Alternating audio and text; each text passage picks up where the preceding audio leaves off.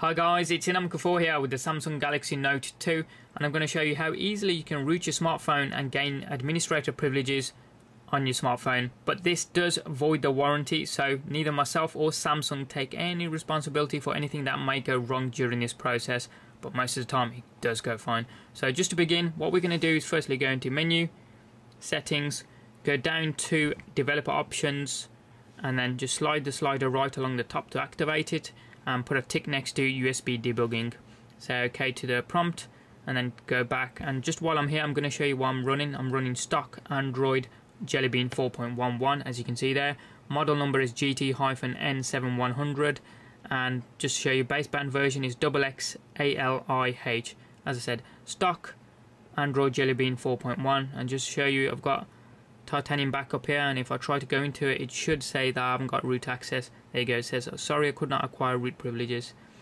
So that's that. We've set USB debugging to be on, so we can now power off the device. Shouldn't take too long at all there on the Note 2, and that's now off because it's vibrated to say it's off. So what we need to do is press volume down rocker, power button, and then the home button simultaneously until we get to the download mode. So here we go, 3, 2, 1, go. Volume down, power, and the home button all together. There we go, we can let go now because we're in download mode. Gives you a brief warning what you're doing. I'm happy to continue. It does void the warranty as I state. So volume up to continue. Just bringing that in so you can see it, just to confirm it hasn't been rooted. Custom binary download says no. Current binary is Samsung official. System status official. So this is still original stock, as I said. We'll now connect this up to my PC, and what we're going to need is the cable that came with the phone. So you got the USB 2.0 port there, which plugs into the computer, as it does there. The other side of the cable is a micro USB cable. Just plug that in to the bottom of your handset. You'll notice in the top right of the screen I've got two icons there. First one being Odin 3 version 1.85. The link will be in the description of where you can download this from. It's free, but it is needed to root your smartphone. Second one there is called CWM6-root-N7100-121015.RAR. Once you've downloaded it, what you need to do is extract it once. Okay, so I'm going to double click and it should open with WinZip as it does here. I'm just going to do one click on zip and get rid of WinZip. WinZip shows it me here saying it's been extracted, and it's now called CWM6-root-N7100.tar. Now the .tar file extension is the one that we need, so I'm going to just, ease of use again, just move it to my desktop and put it there. I'm just going to get rid of the other one that I downloaded because that one's no longer needed now. Now, once you've got the .tar file on your desktop, load up Odin. So I'm in Windows 7, I'm going to right click, then go down to Run as Administrator. That should load up Odin as it does there. Notice a yellow box under ID COM port. That symbolizes that the phone is connected and Odin is picking up the phone. If you don't get the yellow box, what you need to do is unplug the phone, plug it back in again, try a different USB port on the computer if needed, try one at the back of the computer if needed. If that fails, uninstall the USB drivers that you have on your machine and reinstall them again fresh while downloading them from the Samsung.com website. But if you get the yellow box, you're ready to go.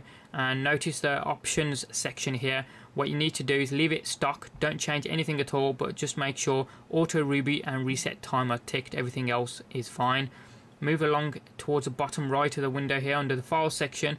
What you need to do is put a tick next to PDA, then hit the PDA button, then find the file that we extracted and put on our desktop called the .tar file. So I've selected desktop, and here it is, that CWM file, and hit open, and it puts a path there as well. Now we're ready to rock. All we need to do is hit start, and it's a fairly quick process.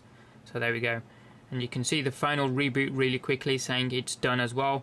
And you can see Odin is going along, phone's going along pretty quick. Odin says it's done, it gives me a green pass.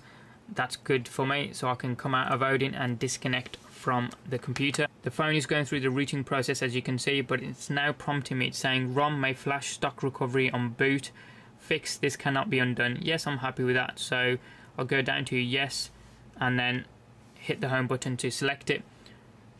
Now it's going to reboot there again. Now, as well as rooting, this does install the Clockwork mod recovery onto your phone, which can be used to back up the entire phone to an SD card. It gives you an entire image of the phone, exactly what apps you have installed, where they're installed, what data is installed inside of them, that kind of thing.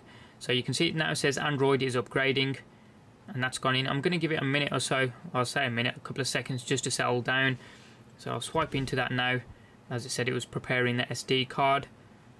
Power saving mode enabled, blah de blah. We'll go to apps. And remember, Titanium Backup wouldn't load before, and you can see the Super User app just there. So I'm going to go into Titanium Backup, and this time it should say, there we go, asking for root right, it says there. Now it should manage to get root access. This is the first time, so it may take slightly longer, but there we go. It says asking for root right. I'm going to say grant it. There we go. And it says all done, and it gives me first start message there. So I'm just going to, once that banner goes, click OK to that. And it should come up with a log screen. There we go. Okay. OK again. So if I just bring that in so you can see it, you can see root access there. It says OK, BusyBox, and then it gives you the version numbers there. So if it didn't have root access, it would have a red X next to it. But there you go. And that's how easily you can root your Samsung Galaxy Note 2. As I say, the links for the files that you're going to need for this will be in the description of the video. Any questions or comments that you guys have got, hit them up down in the comment section down below there. Give us a thumbs up if you like this video and you like what you saw. If you haven't already done so, hit subscribe from the button up top there. It doesn't cost you anything and it's totally free. And you can check out some of our forthcoming videos. Thanks for watching, have a wicked day, and we'll see you next time.